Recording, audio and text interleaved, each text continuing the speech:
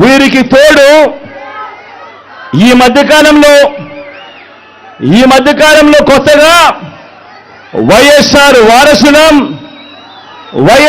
వారసులమని మీ ముందుకు వస్తా ఉన్నారు. వారి కుట్రలో భాగంగా నేను అడుగుతా ఉన్నా ఈరోజు మీ అందరి సమక్షంలో, ఆ మహానేతకు ఎవరు వారసులో చెప్పాల్సింది ఎవరు అని అడుగుతా ఉన్నాను. చెప్పాల్సింది ఎవరు అని అడుగుతా ఉన్నా. ప్రజలు కాదా అని అడుగుతా ఉన్నాను. ఆ వైఎస్ఆర్ని ప్రేమించేవారు కాదా అని అడుగుతా ఉన్నాను. ఈ సందర్భంగా మీ అందరితోనూ కూడా ఒక్క విషయం ప్రతి ఒక్కరిని కూడా ఆలోచన చేయమని కోరుతా ఉన్నా. ఆ దివంగత మహానేత మీద, నాన్నగారి మీద కక్షపూరితంగా, కుట్రపూరితంగా ఆయన చనిపోయిన తర్వాత ఆయన మీద కేసులు పెట్టింది ఎవరు? ఆయన కుటుంబాన్ని టార్గెట్ చేసింది ఎవరు? ఆయన పేరును చివరకు సిబిఐ ఛార్జ్ షీట్లో కూడా పెట్టింది ఎవరు? ఒక వైఎస్ఆర్ లెగసీని, ఒక వైఎస్ఆర్ను ఉండకుండా చెయ్యాలని చూస్తా ఉన్నది ఎవరు?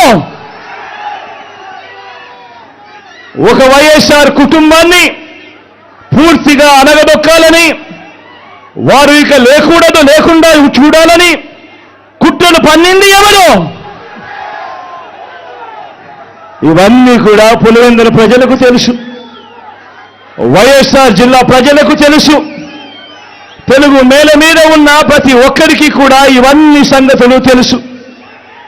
మరి ఇప్పుడు అలా రాజకీయంగా అనగదొక్కాలని దేశంలో ఉన్న అన్ని వ్యవస్థలను మన మీద ప్రయోగించి వారితోనే ఇప్పుడు కలిసిపోయి, అదే కాంగ్రెస్, అదే టీడీపీతో కలిసిపోయి వైఎస్ అనే పేరే కనపడకుండా చేయాలని కోరుకుంటున్న వారందరితోనూ కలిసిపోయి ఆ దిశగా అడుగులు వేస్తూ ఆ కుట్రలను అమలు చేస్తా ఉన్న మన శత్రువుల చేతులతో చేతులు కలిపి వారి పార్టీల్లో చేరిపోయిన వీరా వైఎస్ఆర్ వారసులు అని అడుగుతా ఉన్నాను. ఒకటి ఆలోచన చేయమని కోరుతా ఉన్నా మీ అందరితో కూడా. వైఎస్ఆర్ గారు బతుకున్నంత కాలం ఎవరితో పోరాటం చేశారు అని చెప్పి ప్రతి ఒక్కరూ కూడా ఆలోచన చేయమని కోరుతా ఉన్నా. వైఎస్ఆర్ను ప్రతి గ్రామంలో అభిమానించే ప్రతి అభిమాని, వైఎస్ఆర్ను ప్రతి గ్రామంలోనూ అభిమానించే ప్రతి కార్యకర్త ఎవరితో యుద్ధం చేశారు అని చెప్పి ఆలోచన చేయమని కోరుతా ఉన్నా. మరి ఆ వైఎస్ఆర్ మీద కుట్రలు కుతంత్రాలు చేసిన ఆయన శత్రువులతో పసుపు చీర కట్టుకొని వారి ఇళ్లకు వెళ్ళి వారికి మోకరిల్లి వారి కుట్రలో భాగమవుతూ వారి స్క్రిప్టుల్లో వారు చెప్పినది మక్కి టు మక్కి చదివి వినిపిస్తూ కుట్రల్లో భాగమవుతా ఉన్న వీళ్ళ వైఎస్ఆర్ వారసులు అని అడుగుతా ఉన్నాను మీ అందరి సమక్షంలో. వైఎస్ఆర్ కీర్తి ప్రతిష్టలను ఆయన పేరునే ప్రజల మనసు నుంచి చెరిపేయాలని, వైఎస్ఆర్ కాంగ్రెస్ పార్టీయే ఉండకూడదని, వైఎస్ఆర్ విగ్రహాలు ఏ గ్రామంలోనూ కూడా ఉండకూడదని బహిరంగంగానే ఆ విగ్రహాలన్నింటినీ ముక్కలు చెప్పలు చేస్తాము అని చెబుతున్న వారితో చేతులు కలిపిన వీరా వైఎస్ఆర్ వారసులు అని అడుగుతా ఉన్నాను. మరి ఇక్కడే ఆలోచన చేయమని అడుగుతా ఉన్నా. ఇలాంటి వారికి ఓటు వేస్తే వైఎస్ఆర్ లెగసీకి ఓటు వేసినట్ట, లేక ఇలాంటి వారికి ఓటు వేస్తే వైఎస్ఆర్ పేరును కనబడకుండా చేసి కుట్రల కార్యక్రమానికి ఓటు వేసినట్ట అన్నది ప్రతి ఒక్కరూ కూడా ఆలోచన చేయమని కోరుతా ఉన్నా. రాజశేఖర రెడ్డి బిడ్డ వస్తుంది అని, చూడాలి అని, వినాలి అని మీ పనులు మానుకొని నా కోసం సమయం చేసుకొని వచ్చారు.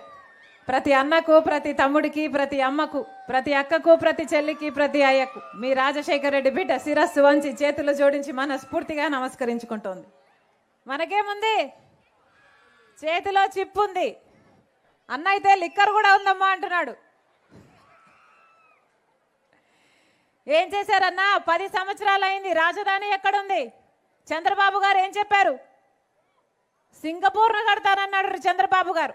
3D సినిమా చూపించారు. అమరావతి కోసం 35,000 ఎకరాలు సేకరించారు. 30,000 మంది రైతుల దగ్గర నుంచి భూములు తీసుకున్నారు. ఈ రోజు వరకు రాజధాని ఉందంటే ఆ భూములు తీసుకున్న రైతులు అన్యాయం అయిపోయారు తప్పితే ఈ రోజు వరకు కూడా రాజధాని లేదు. మోడీ గారు స్వయంగా వచ్చారు, ప్రధానమంత్రి హోదాలో వచ్చారు. 2015లో భూమి పూజ చేశారు. యమునా నది దగ్గర నుంచి తెచ్చిన మట్టిని హెలికాప్టర్లో తిరిగి చల్లి వెళ్ళారు. మన చేతికి మిగిలింది ఆ మట్టే. మట్టి కొట్టిపోయారు మోడీ గారు. ఎన్ని మాటలు చెప్పారు? ఢిల్లీకి మించిన రాజధాని కడతానన్నాడు మోడీ గారు. అద్భుతమైన రాజధాని, ఆంధ్రుల ఆత్మ గౌరవంగా ఉండే రాజధాని కడతానన్నాడు. కట్టారా? కట్టారమ్మా? చంద్రబాబు గారు ఏమన్నారు? సింగపూర్ను మించే రాజధాని అన్నాడు. 3D గ్రాఫిక్స్లో సినిమా చూపించారు. అద్భుతమైన రాజధాని అన్నారు. ఆఖరికి అమరావతి లేదు కానీ భ్రమరావతి, అంతా భ్రమే. భ్రమరావతిని చూపించారు చంద్రబాబు గారు. ఎక్కడుంది రాజధాని? పర్మనెంట్ అమరావతి రాజధాని అని చెప్తూనే తాత్కాలిక భవనాలను కట్టాడు చంద్రబాబు గారు. ఎందుకు అని అడుగుతున్నాం. పెద్ద పెద్ద భవనాలు వస్తాయి, పెద్ద పెద్ద ఇండస్ట్రీలు వస్తాయి, పెద్ద పెద్ద కంపెనీలు వస్తాయని చెప్పాడు చంద్రబాబు గారు. అసలు హైదరాబాదును కట్టింది నేనే, ఇక్కడ అంతకంటే గొప్పగా కడతానన్నాడు చంద్రబాబు గారు. వచ్చిందమ్మా బ్రహ్మాండమైన రాజధాని? చంద్రబాబు వల్ల చేతనైందా? రాజధాని పేరు చెప్పి దేశ విదేశాలకు టూర్లు కొట్టారు, ట్రిప్పులు వేశారు తప్పితే ఒక్క ఇండస్ట్రీ రాలేదు, ఒక్క సాఫ్ట్వేర్ కంపెనీ రాలేదు, ఒక్క పరిశ్రమ రాలేదు, బిడ్డలకు ఉద్యోగాలు రాలేదు, ఇంతవరకు రాజధాని రాలేదు. జగన్మోహన్ రెడ్డి గారు ముఖ్యమంత్రి అయ్యారు. నన్ను ముఖ్యమంత్రిని చేయండి, చంద్రబాబు గారికి చేత కాలేదు, నేను చేస్తాను అన్నాడు. వాషింగ్టన్ డీసీని మించిన రాజధాని కడతానన్నాడు జగన్మోహన్ రెడ్డి గారు. వచ్చిందా? వాషింగ్టన్ డీసీని మించిన రాజధాని వచ్చిందా అన్న? 5 సంవత్సరాలు అయింది, కనిపిస్తుందా మీకు? ఈయన ఒక రాజధాని సరిపోదన్నాడు, 3 రాజధానీలు అన్నాడు. 3 రాజధానీలలో కనీసం ఒక్క రాజధాని అయినా అయిందమ్మా? ఒక్క రాజధాని కూడా లేదు. ఈరోజు తీరా చూస్తే 10 ఏళ్ళు గడిచిపోయింది. 10 ఏళ్ల తర్వాత ఎక్కడున్నాము అని చూసుకుంటే ఎక్కడా లేము. ఎక్కడ వేసిన గొంగలి అక్కడే ఉంది. ఒక్క అభివృద్ధి లేదు, ఒక్క పరిశ్రమ లేదు. 10 ఏళ్లలో కనీసం పట్టుమని 10 కొత్త పరిశ్రమలు కూడా రాలేదు. మరి మన బిడ్డలకు ఉద్యోగాలు ఎలా వస్తాయి? ఆలోచన చేయండి. పోలవరం ప్రాజెక్టు మన హక్కు, దానికి ఇవ్వలేదు. ఏ ఒక్క న్యాయము చేయకపోయినా అదే బీజేపీ పార్టీని పట్టుకొని వేలాడుతున్నారు. ఒక పక్క చంద్రబాబు, ఒక పక్క జగన్మోహన్ రెడ్డి గారు. ఇది ఎక్కడి సోద్యం అని అడుగుతున్నాం.